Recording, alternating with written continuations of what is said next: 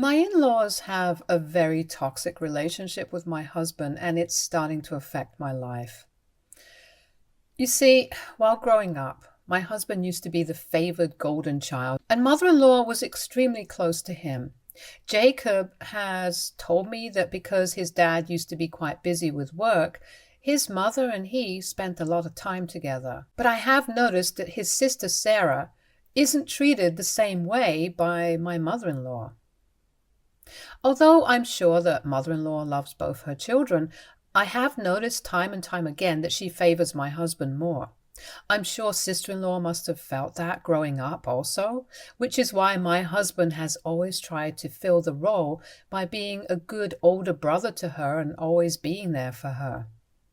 But the thing is that both sister-in-law and mother-in-law would sometimes behave so absurdly that it crossed the line. For example, when we first started dating, Jacob, who was still just a fresh college graduate at that time, and my in-laws, including Sarah, used to live in the same house. My in-laws had given my husband an entirely different floor, so he could have his own privacy and invite whoever he wanted. This is why he would sometimes invite me over to his place to spend the night with him. However, on several occasions during the morning, sister-in-law would barge into our room while we were sleeping without knocking. As you can imagine, sometimes we were not even properly dressed, but she would act like it was completely normal and start talking to Jacob about very random things. This was extremely weird for me, as I was uncomfortable with her seeing me in my lingerie. Before anyone points out, I completely understand that Jacob lived with his family at that time, so I should have expected this. But is knocking on the door before you enter a room really too much to ask for? I guess sometimes siblings can be very close, but she and I didn't even know each other that well when Jacob and I first started dating, hence I found it extremely disrespectful. So, naturally, I talked to Jacob about it and told him that I wouldn't be coming over unless he installed a lock on his door. He agreed, but as you can imagine, sister-in-law who tried to barge into the door the next morning unsuccessfully started yelling at us about why we had the door locked. She started jiggling the door and banging on it, asking her brother to let her in. Jacob finally let her in, and she stormed into the room, questioning why he had installed the lock in the first place.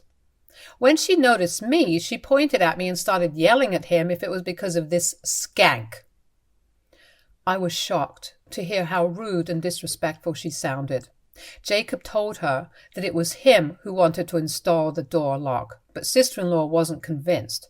She angrily told him that they were siblings and that they shouldn't have any secrets between them. Jacob told her that he didn't have any secrets and that he had installed the lock so that she wouldn't barge in while he and I were sleeping, as it was really disturbing. Hearing this, sister-in-law angrily flipped her head towards me and yelled that this was all my fault, and that I was coming in between her and her brother. This all seemed to be a bit too much for me, since I am very non-confrontational, so I excused myself to go to the washroom. I could hear her continue to yell and Jacob trying to pacify her. When she was finally gone, he came in to comfort me. He was apologetic for her behavior and assured me that he would talk to her again, so she would apologize to me as well.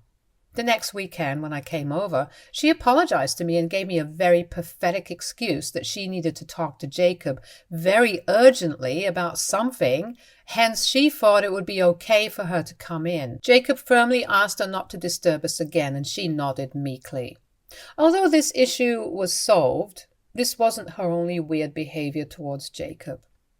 If me and Jacob would disagree on something, even on small things like movies, and if sister-in-law was around, she would start telling him how he should date someone who had similar tastes like him and that we were clearly wrong for each other. Jacob would shoot her a disapproving look, but she would just smirk. Another incident would be where she would ask me uncomfortable questions about my past, trying to dig into my life. Jacob and I had been honest about each other's past from the very beginning, but I didn't feel comfortable sharing it with his sister But regardless of my feelings, she would ask me uncomfortable questions like, "Why did your ex break up with you? Were you not good enough for him?" Or say comments like, "My brother's past girlfriend was so much prettier than you." All of these questions and comments would be whenever she and I were left alone. I slowly started to suspect that she was trying to play this game with me and put me down. Initially, I kept my mouth shut, but over the days when it continued one day, I had just enough. I replied back to her taunt, saying how I liked my ex-boyfriend's family more than Jacob's family, since my ex-boyfriend didn't have nosy, overbearing family members. Sister-in-law looked surprised at my reaction, and this seemed to shut her up for a while. What I had told her was basically true. Even though sister-in-law did have a weird relationship with my husband, mother-in-law was no better than her. When I first came into his life, my mother-in-law would ignore me, but once she realized that Jacob and I were getting serious, she started behaving like I was trying to steal her son away from her. She would purposefully ignore me at dinner or during family functions and act like I didn't exist. Jacob sometimes noticed this and would try to talk to her about it, but she has never changed. Mother-in-law once even called me stuck up and spoiled, just because my parents sent me to private school, and she was a public school teacher. I even know she tried to talk Jacob out of marrying me and told him to keep looking for a better partner than me. Fortunately, my husband didn't care about her opinion and proposed to me anyway. When mother-in-law and sister-in-law found out that he had proposed, they freaked out. Both of them called to tell me that perhaps this was a bad decision, and since Jacob won't listen to them, I should end the relationship and give him back the ring. I found it very weird and refused to tell them that they were crossing a line by asking me to do something like this when I loved Jacob and wanted to spend the rest of my life with him. When they realized that they couldn't convince me, mother-in-law changed her tune and begrudgingly told me that I should strive to be the best wife for him and take care of him the way that she has taken care of him all these years. I was a bit offended, but I tried to not take more offense to her words. Sarah, on the other hand, told me that I was clearly just a gold digger and that her brother deserved someone much more of his status. She threatened that she would make sure to expose me before our marriage so that Jacob would never marry me. After this conversation, I immediately talked to Jacob about everything, and he was taken aback at how rude they were towards me. He fought with them over this, but both mother-in-law and sister-in-law stuck to their tune that I wasn't good enough for him. He told me to ignore them and that he loved me regardless of what they thought. Although his words were comforting, I did feel bad that his own family wouldn't accept me. Jacob and I had already decided to pay for our own wedding, so when mother-in-law offered to pay for half of our expenses, we declined graciously, with Jacob telling her how hard we had worked to save money just for this occasion. Instead of being happy for us, this made her even more upset, and she started to tell Jacob how sad she was that he didn't need her anymore. But Jacob's dad seemed very proud of us. His dad, unlike his sister and mother, was quite cool-headed and never had a problem with our relationship. Since mother-in-law continued to complain to Jacob, we compromised by telling her that we would love it if she wanted to organize the rehearsal dinner for us. She agreed, and we appreciated the gesture. However, as the wedding approached, things took an unexpected turn. The first incident was when sister-in-law invited herself to have dinner with us, telling Jacob how much she missed him. By this time, Jacob and I were living on our own after our engagement, so we thought she genuinely wanted to spend time with her brother, so we agreed. Jacob asked me clearly if I was okay with having dinner with her, and I begrudgingly agreed, as I didn't want to be rude to my sister-in-law, who was soon going to be my family. While we were having a good meal, sister-in-law, seemingly out of the blue, started talking about how she absolutely detested cheating partners and cheaters were nothing but useless pieces of shit. We looked at her curiously, thinking where she was going with this. When sister-in-law looked me square in the face and asked me how it felt to be a useless piece of shit. My brows furrowed in confusion, and then sister-in-law began to yell, accusing me of having an affair with my co-worker, Zach.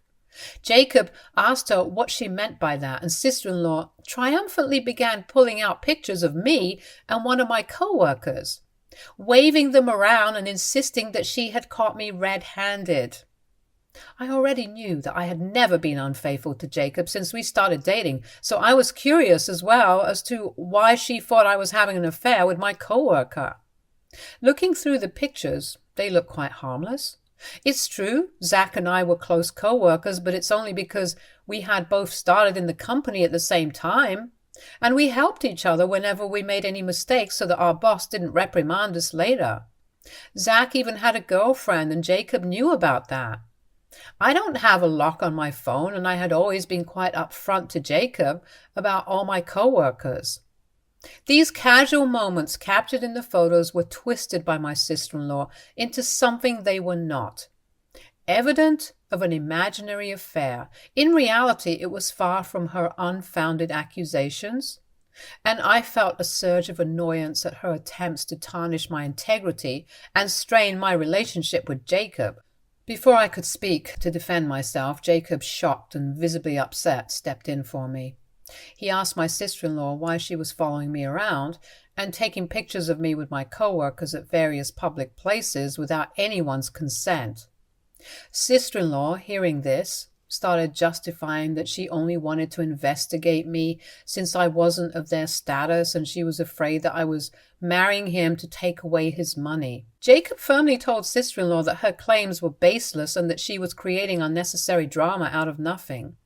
He tried to reason with her, asking her to stop spreading lies and trying to harm our relationship. But sister-in-law kept yelling at him that he should open his eyes to the obvious affair that was going on. I also tried to tell her that we were just co-workers, but she vehemently stuck to her statements. The atmosphere grew tense as her accusations intensified. I had enough of her accusations and yelling, so I told sister-in-law that I was going to file a police case against her for illegally taking my pictures and stalking me. Her expression turned petrified as she looked at me and asked if I was serious. I told her that clearly I had all the evidence and she had purposefully stalked me and taken these photographs of me with my co-workers without my consent and was trying to defame me with ridiculous lies. Sister-in-law looked at Jacob and then me and started to plead that this was all just to protect her brother and she didn't think it was such a big deal. She started to beg Jacob to talk to me since she had done all this for him, and if I filed a case, it would hamper her work and her future. I firmly told sister-in-law that only she could save herself at this point. Sister-in-law asked me what it was that I wanted, and I told her that I was not going to file a case against her as long as she stayed far away from my life. At this point, there was nothing that she could do to escape the situation. She looked at her brother, but Jacob supported me and told her that she should be grateful that I was willing to let this go, since what she had done was clearly wrong. Sister-in-law begrudgingly agreed to stay away from me, and since that day, she and I haven't talked. Jacob continues to have a relationship with her, but she has never dared to talk to me after that. Now, the second incident that occurred before our wedding was just the night before the wedding during our rehearsal dinner. Mother-in-law, who had insisted on taking responsibility for our rehearsal dinner, declined our offer to help her in any way leading up to the event and told us that she was going to take care of it. However, upon arrival, it became evident that the preparations were not as anticipated. The rehearsal dinner turned out to be a collection of plastic tablecloths on picnic tables and cold Mexican food. During dinner, she kept acting upset, and it made the whole celebration feel a bit off. She got drunk and started behaving inappropriately with the other guests, saying she couldn't wait for the wedding stuff to be over, and how stressful it had been, even though she did not contribute financially or in any planning. Eventually, my father-in-law got pissed also and escorted her out. My sister-in-law tried to protest, trying to justify her mother's behavior, but my father-in-law refused to listen to her. As you can imagine, it was a complete disaster, and I started freaking out that both these women would somehow spoil my wedding the next day as well. That night, Jacob and I had our first fight. I told him firmly that he needed to uninvite both sister-in-law and mother-in-law, since clearly with the way that they were behaving, they would definitely do something to upstage us during the wedding. My husband vehemently refused and tried to assure me that father-in-law would be there and he wouldn't let them get away. Then I had to threaten Jacob that if he didn't uninvite his mother and sister, there would be no wedding the next day. Jacob was visibly shocked by my demand, as I knew exactly how I sounded, but I was anxious thinking about what these women would be up to. I didn't want to be embarrassed again in front of my family and friends on my wedding day. Jacob clearly didn't have strong boundaries, but I hoped, with this ultimatum, he would understand just how much they were starting to affect our relationship. Thankfully, Jacob did understand and made the right choice. He called his dad early in the morning and let him know that his mother and sister were uninvited. Father-in-law didn't even seem surprised and assured him that he would make sure that mother-in-law and sister-in-law wouldn't show up uninvited. After a few months of our conversation with father-in-law, mother-in-law and sister-in-law started calling Jacob continuously, clearly to convince him to let them come to his wedding, but Jacob firmly told them that after how they behaved with me throughout our relationship, he didn't feel comfortable with them during the wedding. Hearing this, mother-in-law started telling him how bad of a woman I was for coming in between him and his mother, and sister-in-law tried to reason with him as well, but Jacob stuck to his guns. I did feel bad that father-in-law couldn't come to our wedding because of his wife and sister, and believe me, I felt horrible for my ultimatum, but all my guilty feelings went down the drain when I later learned from some of Jacob's cousins that sister-in-law and mother-in-law had planned on wearing white dresses to our wedding. They told me how they all had a family WhatsApp group where there were only female members, and in this group, sister-in-law had encouraged others to wear white, also saying how there was no reason for bride to be the only one wearing white. I was shocked at how low they could just hurt me. After learning of this, I was glad that they were uninvited. Jacob did miss his family, but he also understood where I was coming from. Overall, we had a great wedding, and no one tried to upstage us. But since that day, mother-in-law and sister-in-law stopped talking to me completely, which made me very glad, and I was perfectly comfortable with it. They would only invite my husband over for dinner or on special occasions, which I didn't mind terribly. Father-in-law, on the other hand, was kind to me, and we continued to stay in touch. Over the years, Jacob and I saved our money meticulously and eventually bought a new house this year. It is our very first home, and as you can imagine, we were very excited about finally owning something this huge. His parents and sister-in-law did come to visit our place for a small housewarming celebration, and on that day, to avoid them, I visited my parents and spent some time with my family. Now, coming to the main issue, last month, out of the blue, my mother-in-law called me. This was very, very unexpected, since she and I have never talked with each other since the day I got married to Jacob. Surprisingly, she asked me casually about how I had been and how my life was going. I was a bit taken by her sudden interest, but I answered her questions regardless. Then she started asking how it felt to live in such a huge house when it was just me and Jacob. Her words stung, because Jacob and I had been wanting to get pregnant for a long time, but due to some infertility issues, I was unable to get pregnant. Jacob knew about this, and although we mourned that we might never be able to have children of our own, we had eventually accepted it. I had told Jacob several times when I first found out the news that he was welcome to divorce me if he wanted to, so he could eventually marry someone else and have his own children. But Jacob had always stuck by me. He loved me and told me that it was okay for us to be childless as long as we had each other. Obviously, our families also knew about this, which is why mother-in-law subtly commented about it. She then went on to inform me that my sister-in-law was pregnant. I was shocked to hear this, since this was going to be her 6th child. I had heard from Jacob how jobless her husband was and didn't believe in using a condom, which would lead to these accidental pregnancies. Sister-in-law's partner was the epitome of laziness and did nothing around the house to help her or the kids. I have heard from Jacob that he treats sister-in-law like his personal maid. He never even pays any bills around the house. Sister-in-law works multiple part-time jobs while he spends the whole day gaming. Despite how much everyone has talked with her, sister-in-law never breaks up with him. My mother-in-law then continued saying that since sister-in-law could no longer afford to keep working throughout her pregnancy, she thought it would be a good idea for me and Jacob to give up our place since it was too big for a childless couple like us. I was taken aback by her demand and struggled to form words. I asked her if she was joking with me, but mother-in-law went on to say that she was in fact very serious and that sister-in-law and her husband deserved to live in a bigger house, but since she did not have space at her own house to let them move in, she had asked them to move in with us.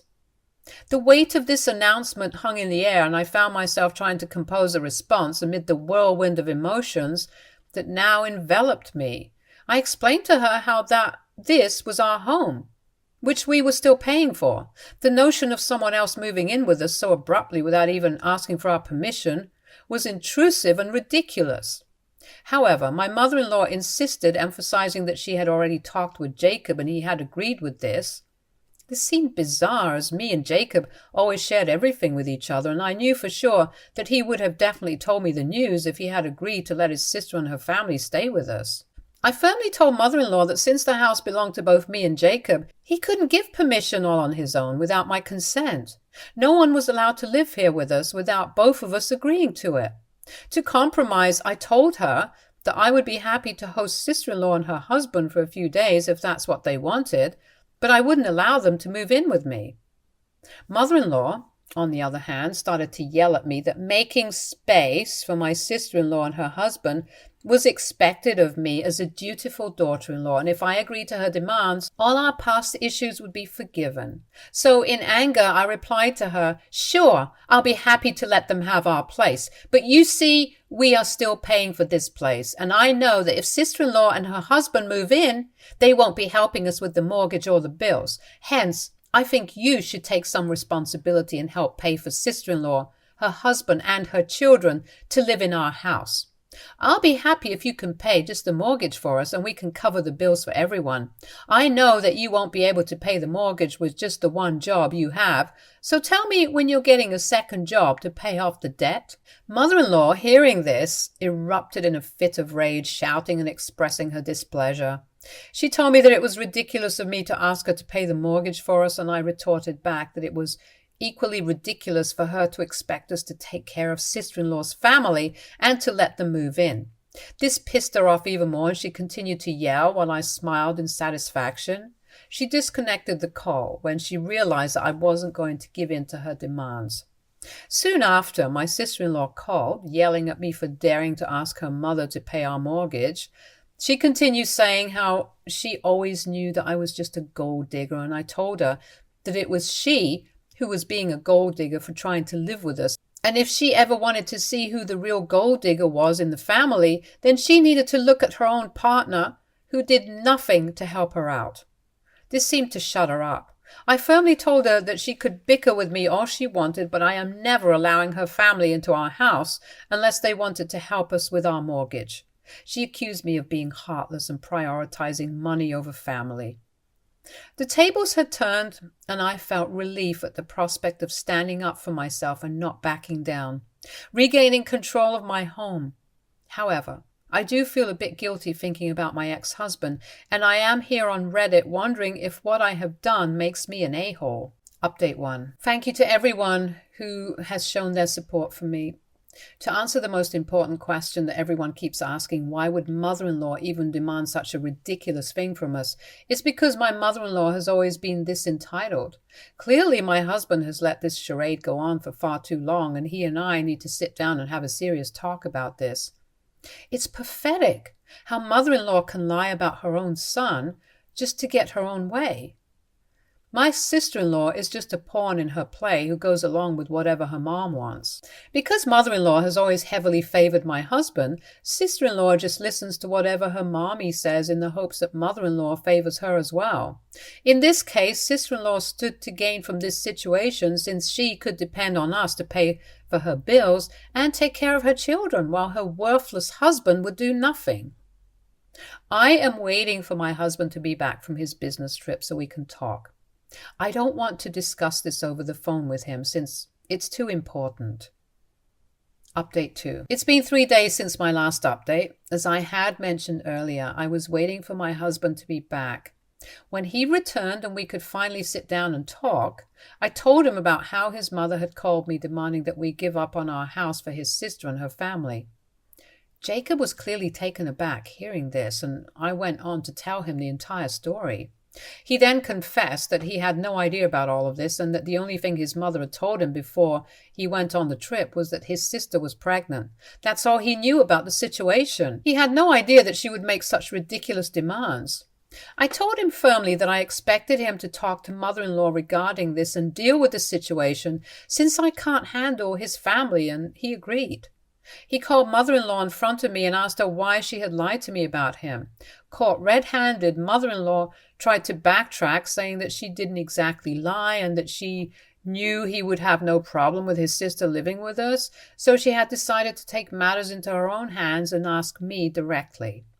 Jacob stopped her mid-track and asked her why she assumed that he would have no problem with sister-in-law and her entire family moving in.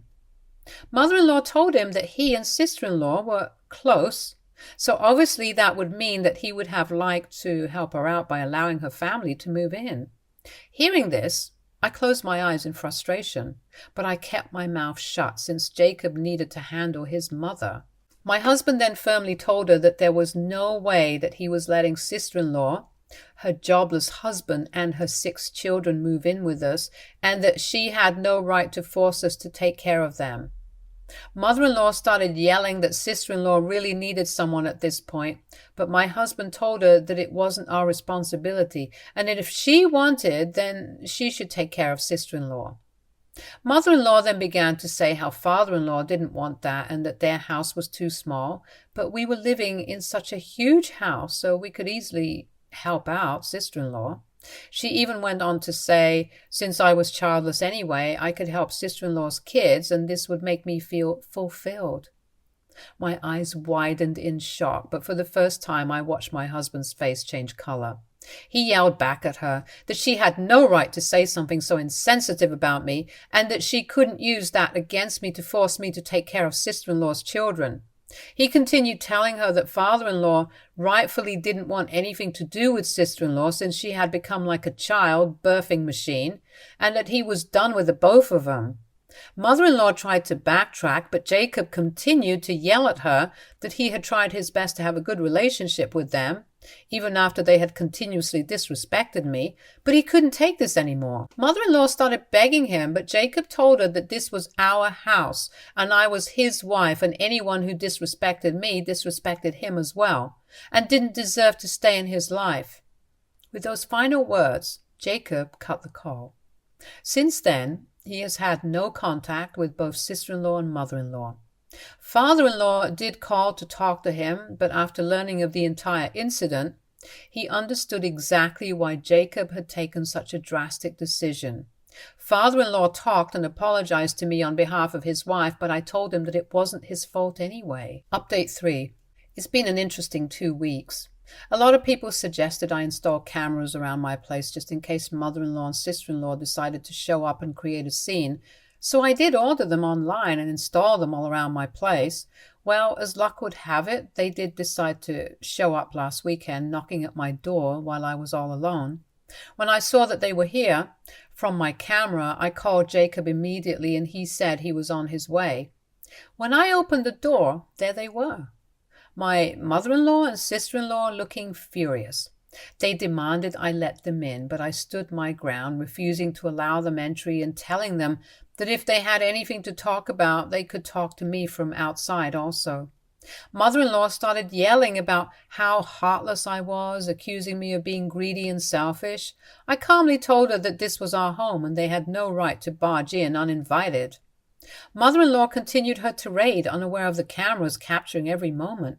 I calmly reminded her of our previous conversation, reiterating that I would not be giving up my home for sister-in-law and her husband, and that if she had anything further to talk about, she should wait for Jacob to come back home.